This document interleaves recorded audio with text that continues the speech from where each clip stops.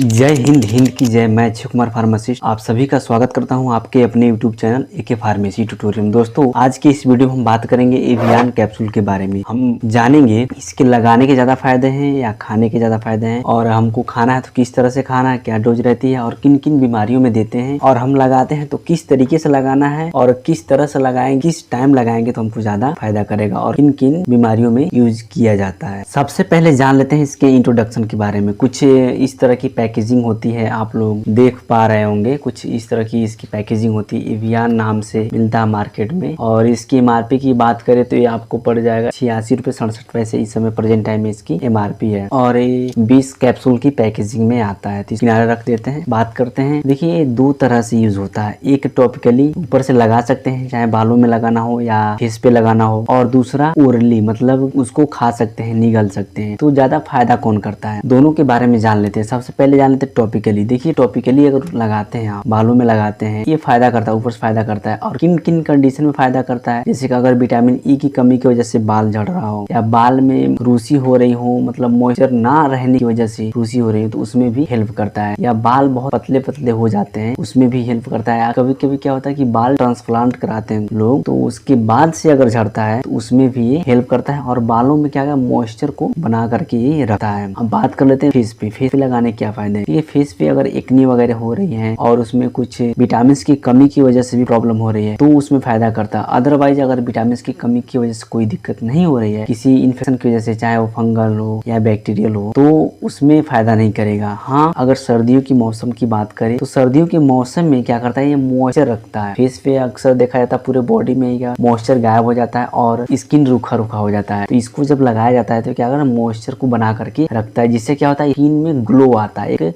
चमक आता है। और बहुत लोगों का सवाल ये रहता है, क्या इसको लगाने से जो स्किन है गोरा हो जाता है। इसको लगाने से स्किन गोरा तो नहीं होता है, लेकिन हाँ, अगर आप इसको लगाते हैं तो मॉइस्चर रहता है, और जिसकी वजह से थोड़ा स्किन में लाइट आ जाता है, थोड़ा अच्छा दिखता है। अब बात कर लेते हैं खाने। देखिए, खाने में अगर खाते हैं तो विटामिन ई की डिफिशियंसी को ठीक करता है, मतलब विटामिन ई की कमी पूरा करता है। और ये क्या करता है कि रोग प्रतिरोधक क्षमता में भी हेल्प करता है, इम्यूनिटी को बूस्ट करने का काम करता है। और ये एक प्रकार का एंटीऑक्सीडेंट होता है। एंटीऑक्सीडेंट प्रॉपर्टी इसमें बहुत ज्यादा होती है। और कभी कभी देखा गया कि एल्जाइमर डिजीज होती है, कई कारणों की वजह से हो जाती है, जिसमें चक्कर वगैरह बहुत ज्यादा, हाथ पैर कांपने लगता है, तो उसमें ये जो सपोर्टिव मेडिसिन इस कैप्सूल का भी इस्तेमाल किया जाता है। बहुत लोगों का सवाल ये रहता है, क्या एवियन कैप्सूल खाने से जो मसल ग्रोथ होती है, मसल बंद, मोटापा घटता है। एवियन टेबलेट खाने से नहीं घटता है। एवियन एलसी आता है जिसमें लिवोकार्निटिन होता है, वो क्या करता है, मसल को बूस्ट करता है, फैट को कम करता है। तो आप एवियन एलसी ले सकते हैं उसके लिए। बाकी एवियन सिंपल उसमें काम नहीं करता है। और यह एक फैट सोल्यूबल विटामिन है, तो जितना हो सके अगर आप इसको ओरली लेते हैं, मतलब मुंह के रास्ते अगर खाते हैं, तो लगाने से ज्यादा फायदा करता है। क्योंकि बहुत लोगों का सवाल रहता है कि लगाएं कि खाएं, इसी में लोग कंफ्यूज रहते हैं। तो अगर आप इसको खाते हैं तो लगाने से ज्यादा फायदा करेगा। क्योंकि क्या होता है कि जब हम लगाते हैं, ऊपर दवा रह जाता है, बहुत ही कम जाता है अंदर, पेनिट्रेट करके बहुत ही कम पहुंच पाता है स्किन में। लेकिन जब हम इसको अंदर खाते हैं तो ये अच्छे प्रॉपर तरीके से डाइजेस्ट होता है और हमारे बॉडी में से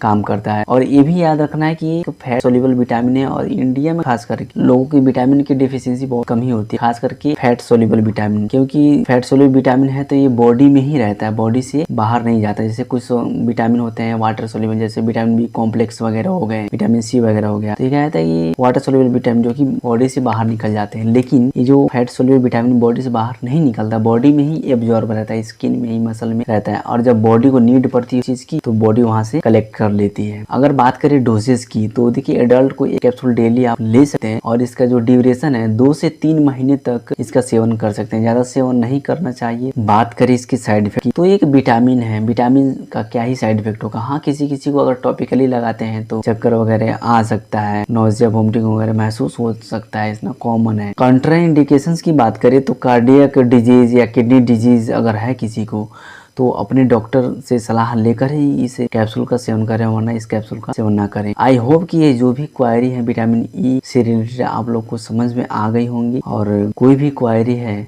तो आप कमेंट करके पूछ सकते हैं। जय हिंद, मिलते हैं नेक्स्ट वीडियो।